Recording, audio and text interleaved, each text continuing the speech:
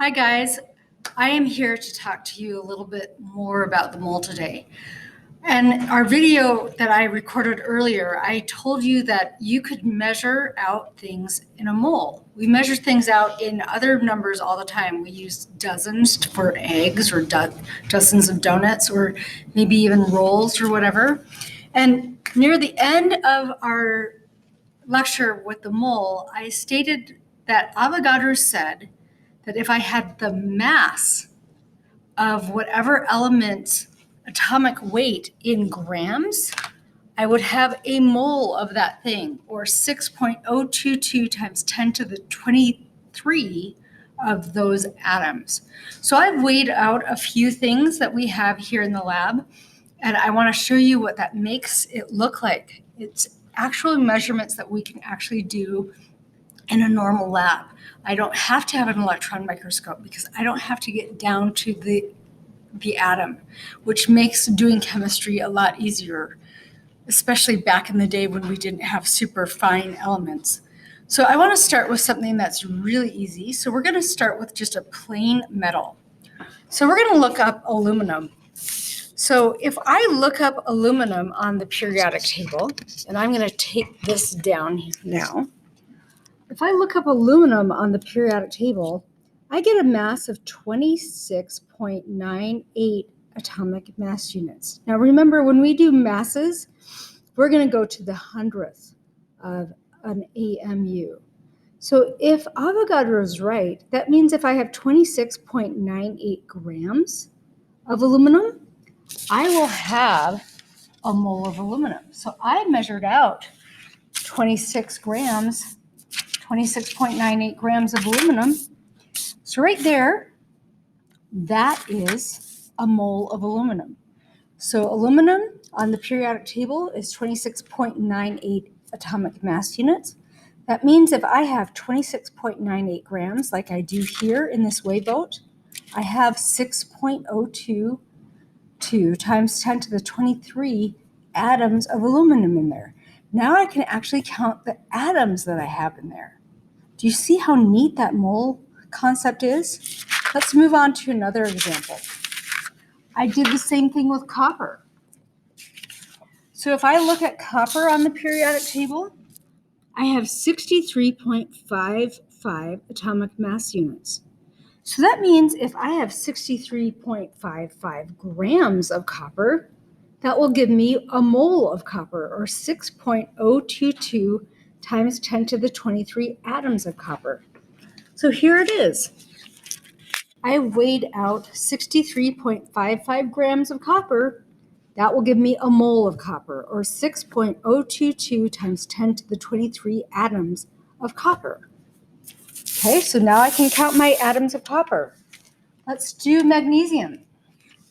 So if I look at magnesium on my periodic table, I've got 24.305. So that 5 tells us to round up. So we're going to do 24.31. So that means if I have 24.31 grams of magnesium, I will have 1 mole of magnesium. So here's 24.31 grams of magnesium. I will have 6.022 times 10 to the 23 atoms of magnesium in there. I can now count my atoms of magnesium instead of just saying, hey, I have a bunch of magnesium.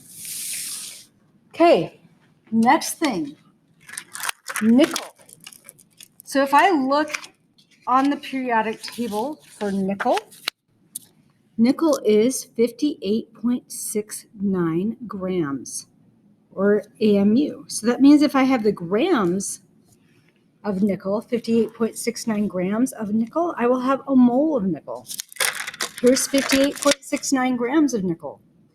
This is 1 mole of nickel. Now it's an easily measurable amount of nickel that I can actually pick up and touch with my fingers, which are millions and billions of atoms big, so that I can actually see it and measure it. So this will give me 6.022 times 10 to the 23 atoms of nickel. Now the same thing holds true for compounds. So if I do a compound, I just have to add up all the atoms that we have. So I'm going to start with a simple compound. We're going to start with water. So water, as we all know, is made up of 2 hydrogens and 1 oxygen. So in order to find the molar or the molecular weight of water, I have to take my mass of hydrogen times 2. So I'm going to look at hydrogen. If we round 1.0079 to the hundredths, it's going to round 1.01. So 2 times 1.01, and then I have 1 oxygen atom there. So if I look on oxygen, 15.999 rounded to the hundredths is going to be 16.00. So I'm going to add 1 16.00 for the oxygen atom. So 2 hydrogen atoms, 1 oxygen atom.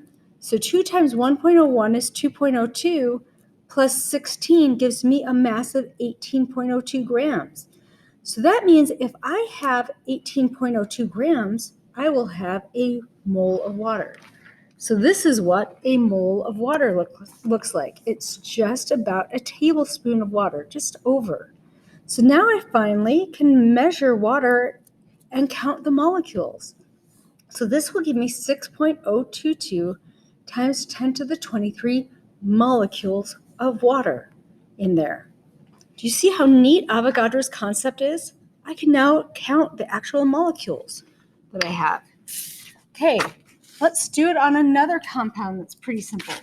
Table salt. Table salt is made out of 1 sodium and 1 chloride. So if I look at sodium on the periodic table, I have 22.990. So that's going to round to 22.99. And chlorine is 35.453. So that's going to round to 35.45. So if I add those up, 22.99 plus 35.45, I get a molar mass of 58.44 grams. So that means if I weigh out 58.44 grams, I will have 1 mole of salt, or 6.022 times 10 to the 23 molecules of salt. Here's 58.44 grams of salt. This is 1 mole of salt. I can now actually count the molecules that I have in these salt crystals. Okay, let's do something that's a little bit more complex, something that you've probably used a lot. How many of you guys have used baking soda when you cook? So if we look at baking soda, the real chemical name for baking soda is sodium bicarbonate. So the formula here is sodium, hydrogen, carbon, and then 3 oxygens.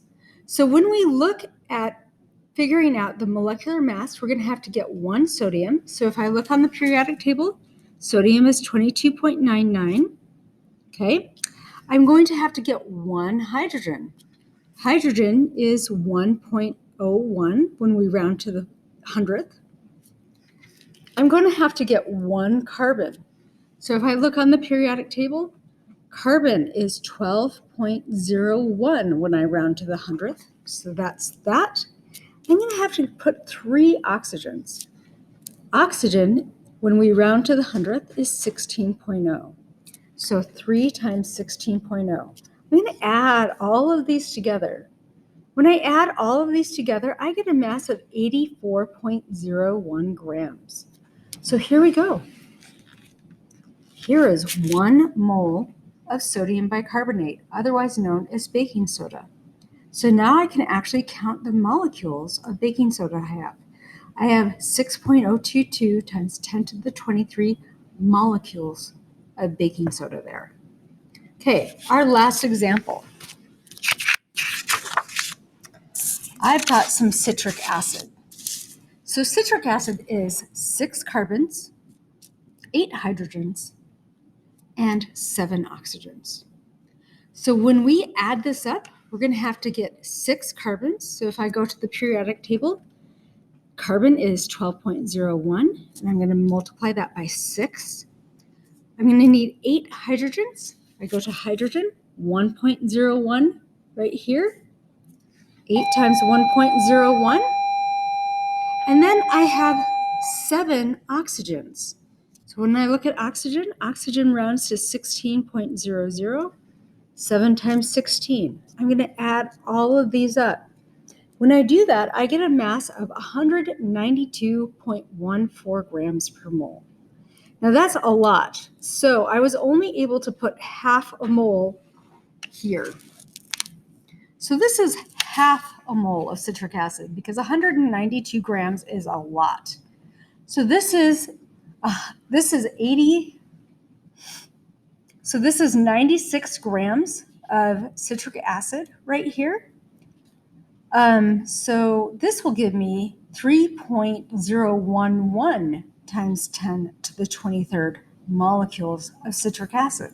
So even though I don't have a whole mole, because this is 0.5, I just multiply that 0.5 by 6.022 times 10 to the 23, and I get 3.011 times 10 to the 23. So I still can count the amount of molecules I have, even if I don't have a whole mole. All right, hopefully this helps you understand the concept of a mole a little bit better.